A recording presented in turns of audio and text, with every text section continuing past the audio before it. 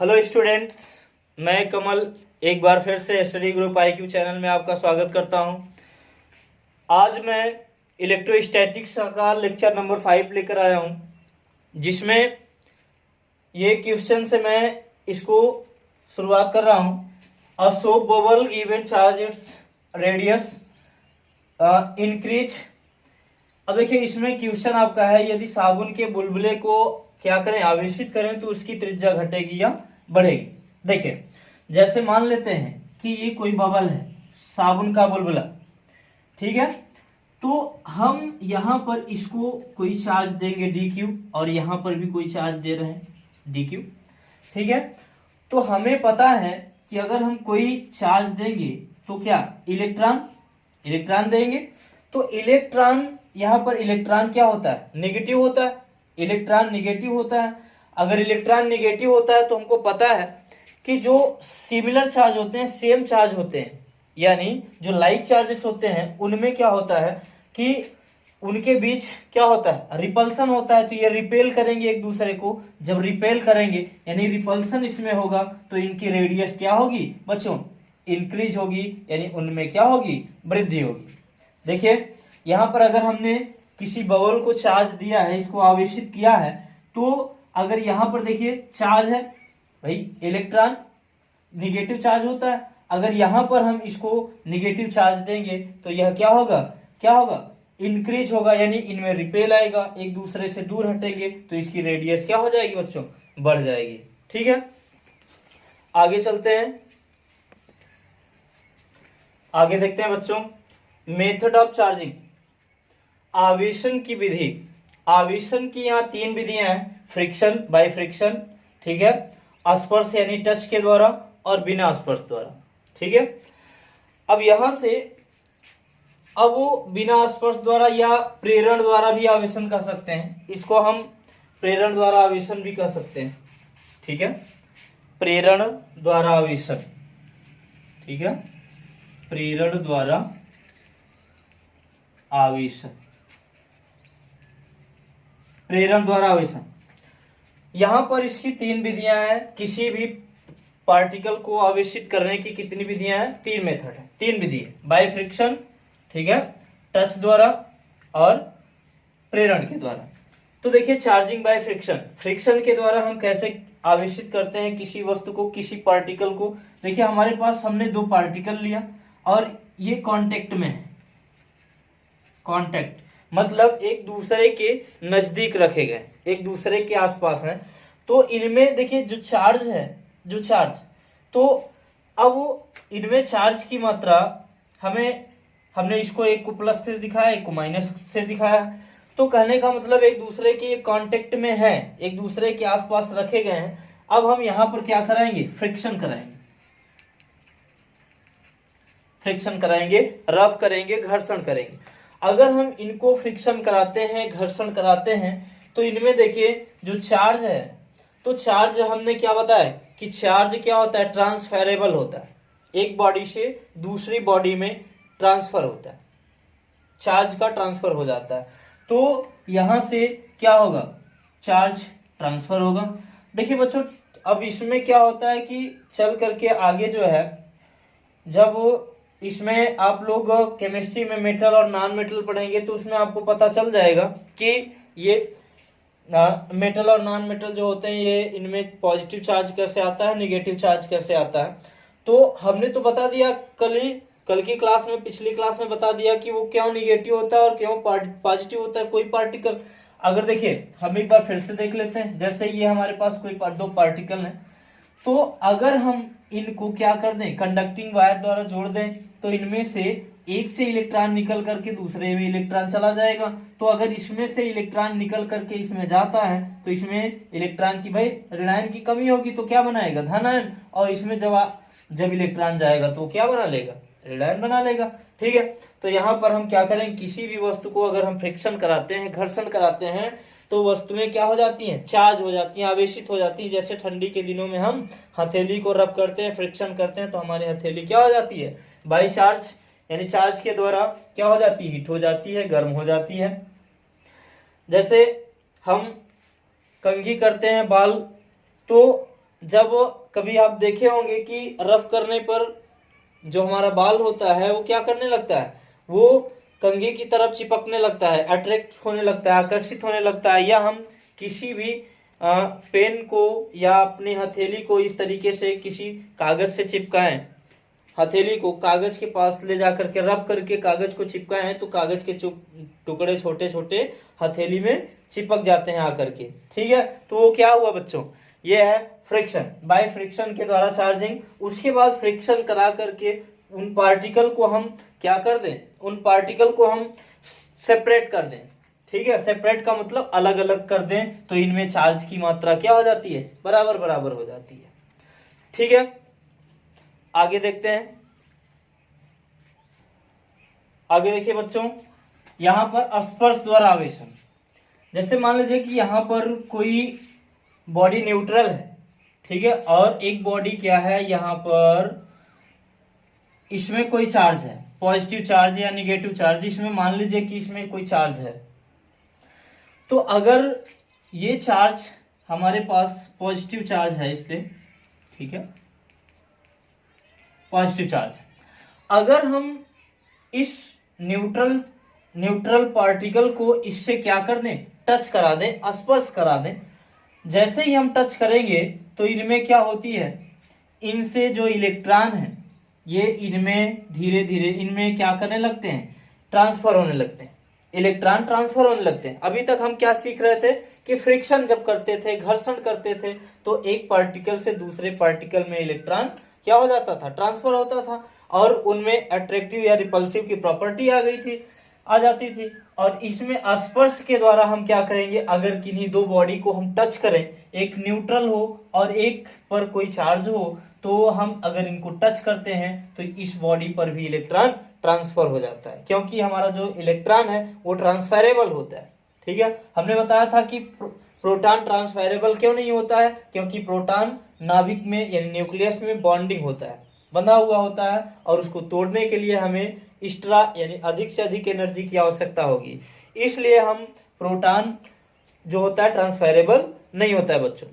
अब देखिए, स्पर्श द्वारा अगर किन्हीं बॉडी को, जैसे मान लीजिए ये कोई बॉडी है, इसमें चार्ज है, ठीक है, और इसको हम किससे जोड़ दें, अर्थ से जोड़ दें, अर्थ से टच कर दें, तो इसमें से इलेक्ट्रॉन निकल करके कहां चले जाते हैं, अर्थ में चले जाते हैं, और ये क्या हो जाता है, नेगेटिव हो जाता है। ठीक है, यानी पॉजिटिव चार्ज सभी क्या हो जाते हैं, ट्रांसफर हो जाते हैं, तो क्या बचता है, नेगेटिव चार्ज बचेगा। जैसे मान लीजिए कि अगर कोई एरोप्लेन है, कोई जहाज है, अगर वो क्या कर रहा है, लैंड कर रहा है वायु में, तो वायु को क्या करेगा, वायु को चीरता हुआ जाएगा, और वायु उस पर क्या करेगा, फ्रिक्शन करेगा, घर्षण करेगा। जब फ्रिक्शन करेगा तो उस पर भी कुछ न कुछ क्या आएगा, चार्ज आ जाएगा दोस्तों। तो जब जैसे ही हमें चार्ज का पता क्यों नहीं लगता है, हमें झटका क्यों नहीं लगता है, क्योंकि जैसे ही वो पृथ्वी पर आता है तो वो पृथ्वी के स्पर्श में आ जाता है, और जैसे ही अर्थ के टच में आएगा वैसे ही उसमें से इलेक्ट्रॉन निकल करके पृथ्वी में चले जाते हैं, और बॉडी क्या हो जाती है, क्या हो जाती है, न्यूट्रल हो जाती है।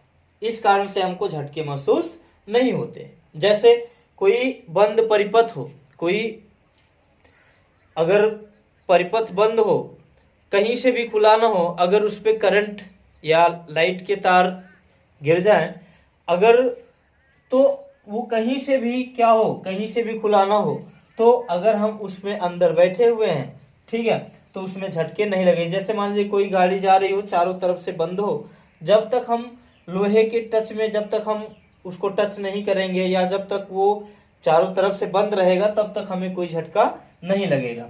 तो ये है बच्चों स्पर्श द्वारा आवेशन। अगर किन्हीं दो वस्तुओं को हम टच कराएं तो इलेक्ट्रॉन ट्रांसफरेबल होता है, अधिक पोटेंशियल से निम्न पोटेंशियल की ओर इलेक्ट्रॉन ट्रांसफर हो जाता है। अभी हम देखते हैं कि ये पोटेंशियल क्या है। ठीक है, तो बच्चों यहां पर अगर जैसे मान लीजिए हमारे पास यहां पर ये Q1 चार्ज है और यहां पर Q2 चार्ज है, ठीक है, Q2 चार्ज है। अगर हम इस इन दोनों टुकड़ों को कंडक्टिंग वायर से जोड़ दें, इन दोनों को टच करा दें, इन दोनों को जोड़ दें, तो क्या होता है कि इनमें मान लेते हैं कि चार्ज जो है Q1, चार्ज जो है Q1 यानी कि इस पहली बॉडी में यानी पहली पार्टिकल में आवेश ज्यादा है और दूसरे पार्टिकल में आवेश कम है। ठीक है, हम क्या करते हैं, एक अजम्पशन लेते हैं, अजम्पशन का मतलब मान लेते हैं, अजम्पशन मतलब मान लेते हैं कि Q1 में यानी इसमें चार्ज ज्यादा है और इसमें चार्ज कम है, और मान लेते हैं कि V1 की पोटेंशियल हाई पोटेंशियल है और V1 की लो पोटेंशियल है। ठीक है, तो अब देखिए जो चार्ज होता है वो किस तरफ से किस तरफ क्या करेगा, मूव करेगा। तो Q1 से Q2 की ओर चार्ज क्या होगा, मूव करेगा और यहां से यहां तक चार्ज आ जाएगा। तो अब बात आई कि कितनी मात्रा में चार्ज जाएगा, चार्ज क्या होगा, इस पे चार्ज क्या ये न्यूट्रल हो जाएगा।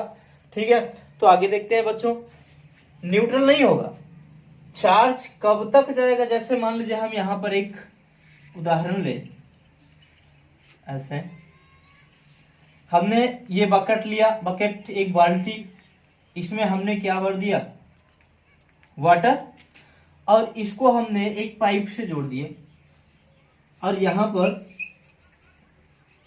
एक नल लगा हुआ है। जैसे ही हम इसको क्या करेंगे, ऑन करेंगे, जैसे ही हम इसमें ऑन करेंगे इसको, वैसे ही वाटर यहां से इस बकेट में जाना प्रारंभ कर देगा। और हम कहें, आपसे पूछें कि ये कब तक जाएगा, तब तक जाएगा जब तक इनका लेवल बराबर नहीं हो जाता। अगर इनका लेवल बराबर हो जाता है, अगर इनका लेवल बराबर हो जाएगा तो यह इनमें से जब लेवल बराबर हो गया तो इसमें से वाटर जाना बंद हो जाएगा। तो यही सेम कंडीशन इसमें भी लागू होती है बच्चों कि इनका लेवल बराबर हो जाएगा। कभी तब ऐसा होगा जब इनके जो पोटेंशियल होंगे हाई होंगे, जिसका पोटेंशियल हाई होगा उससे चार्ज निकल करके लो पोटेंशियल में जाता है। कब तक जाएगा, जब तक इनका पोटेंशियल बराबर नहीं हो जाता है। पोटेंशियल क्या है वो सेकेंड चैप्टर में आपको बताएंगे कि पोटेंशियल क्या होता है, विभव क्या होता है। ठीक है, तो अभी इस समय याद रखिए कि हाई पोटेंशियल से लो पोटेंशियल की ओर चार्ज क्या करेगा, मूव करेगा, कंडक्ट करेगा, चलेगा। ठीक है,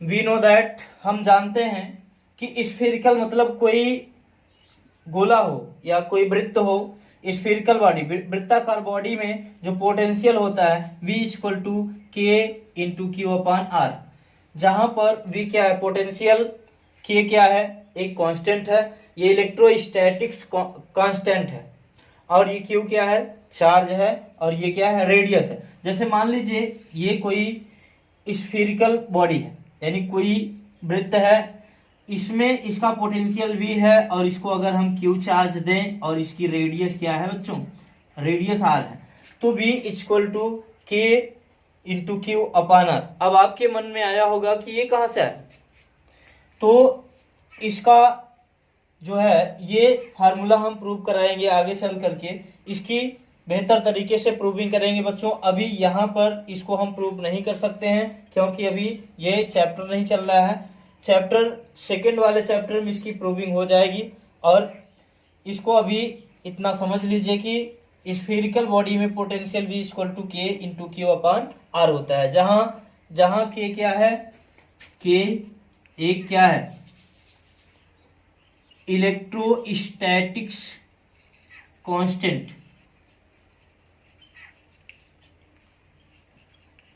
ठीक है, इलेक्ट्रोस्टैटिक्स कांस्टेंट। देखिए, और यहां पर Q क्या है, Q चार्ज है, चार्ज, और R क्या है, रेडियस, त्रिज्या है। ठीक है, आगे बढ़ते हैं।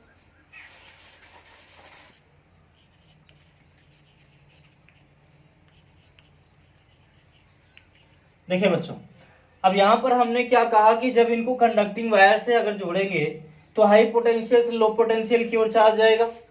तो हमने क्या माना कि इसका पोटेंशियल V1 है, इसका पोटेंशियल क्या है, V2, ठीक है। तो V1 इक्वल टू क्या होगा, V2। अभी हमने इसका फार्मूला क्या बनाया था, K into Q one upon क्या होगा R1 equal to K into Q2 upon क्या है R2। K से K कैंसिल हो जाएगा, तो यहाँ पर हम लिख सकते हैं Q1 equal to R1 upon R2 into क्या Q2। तो बच्चों अगर कोई स्फीरिकल बॉडी है तो उसमें अगर हमें चार्ज निकालना होगा तो हम क्या करेंगे, Q1 equal to R1 upon R2 into Q2, ठीक है। कोई भी एक पता हो, दूसरे का चार्ज पता करना हो या पहले का चार्ज पता करना हो या इनकी रेडियस चार्ज दिया हो, रेडियस पता करना हो, तो इस फार्मूले से हम हल कर सकते हैं। आगे देखते हैं, प्रेरण द्वारा आवेशन by conduction, charging by conduction, यानी प्रेरण द्वारा आवेशन। ये प्रेरण द्वारा आवेशन कैसे होता है यार, बिना स्पर्श किए हम किन्हीं वस्तु को यानी एक दूसरे को टच ना करेंगे, स्पर्श नहीं करेंगे, ना तो फ्रिक्शन ही करेंगे, फिर भी वस्तुओं को चार्ज किया जा सकता है। किस तरीके से चार्ज किया जाएगा देखते हैं। जैसे मान लें कि यहाँ पर हमारे पास कोई दो बॉडी है, हम इनको किन्हीं दो पार्टिकल को हम इतना समीप लाएं कि वे एक दूसरे को स्पर्श ना करें। अगर ये एक दूसरे को स्पर्श नहीं करते हैं तो इनके बीच बच्चों कौन सा कोई न कोई मीडियम होगा, वायर होगा, या यहाँ पर कोई न कोई मीडियम होगा, एयर होगा, या कोई एयर में अगर हम रखते हैं तो एयर मीडियम है। तो यहाँ पर अगर इनको एक दूसरे से एकदम नजदीक ले जाएं तो वही कॉन्सेप्ट इसमें भी लागू होता है बच्चों कि हाई पोटेंशियल से लो पोटेंशियल की ओर चार्जेस क्या करने लगते हैं, मूव करने लगते हैं। यानी प्रेरण के द्वारा आवेशन, यानी जो चार्ज होता है वो प्रेरित होने लगता है, एक बॉडी से दूसरे बॉडी में प्रेरित होने लगता है। तो इसकी परिभाषा कैसे लिखेंगे कि जब किन्हीं दो पार्टिकल को हम इतना समीप लाएं, कि वे एक दूसरे को स्पर्श ना करें, तो अधिक पोटेंशियल वाली बॉडी से इलेक्ट्रॉन निकल करके लो यानी कम पोटेंशियल वाली बॉडी में इलेक्ट्रॉन चले जाते हैं, और इसलिए ये बॉडी क्या हो जाती है, चार्ज हो जाती है। अब बात आई कि अगर ये एक दूसरे को टच नहीं कर रहे हैं तो इलेक्ट्रॉन इसमें से ट्रांसफर हुआ कैसे। तो यहाँ पर देखिए बच्चों, अगर जैसे मान लीजिए कोई यहाँ पर हमारे पास कोई एयर है, माध्यम एयर है, कोई मीडियम है, तो अगर हम यहाँ से इलेक्ट्रॉन को देखें तो यह इलेक्ट्रॉन अगर इनको एक स्मॉलेस्ट दूरी मान लीजिए, एक बहुत छोटी दूरी मान लीजिए, तो हम देखेंगे कि यहाँ पर इलेक्ट्रॉन क्या होता है, तो भी ट्रांसफर हो जाता है। तो इसी को हम कहते हैं बच्चों प्रेरण द्वारा आवेशन, यानी कंडक्शन, प्रेरण द्वारा आवेशन। आगे तो बच्चों देखिए, अगर हम एक चीज नोट पॉइंट में समझ लीजिए, ये बेहद ही महत्वपूर्ण चीज है। अगर कोई दो पार्टिकल है हमारे पास, ठीक है, अगर इन पार्टिकल को हम क्या करें, स्पर्श करा करके अलग अलग रख दें, ठीक है, तो इनमें चार्ज कितना आता है, दोनों में चार्ज कितना होगा। हमने बताया कि जब तक ये दोनों बराबर नहीं हो जाते तब तक इसमें चार्ज का ट्रांसफर होता रहता है। तो यहाँ पर हम इसको कैसे निकालेंगे, Q, यहाँ पर इसको मान लीजिए Q1, ये है Q2। अगर इसको हम Q डैश मान लें तो Q डैश इक्वल टू क्या होता है, Q1 प्लस Q2 अपान 2, ठीक है।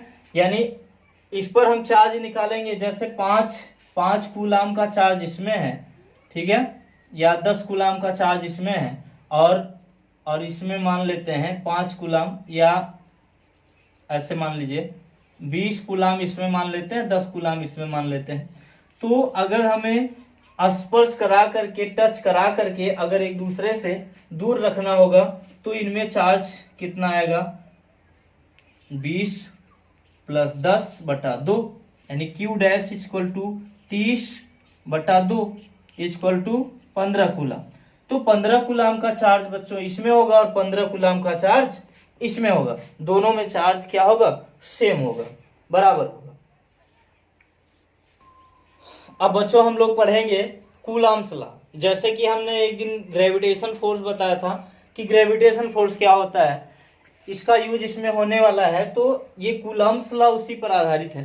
ठीक है, तो सबसे पहले देखिए, अगर यहाँ पर हमारे पास कोई चार्ज Q1 है और दूसरे पॉइंट पे कोई चार्ज Q2 है, इनके बीच का डिस्टेंस हम मान लें क्या? R है।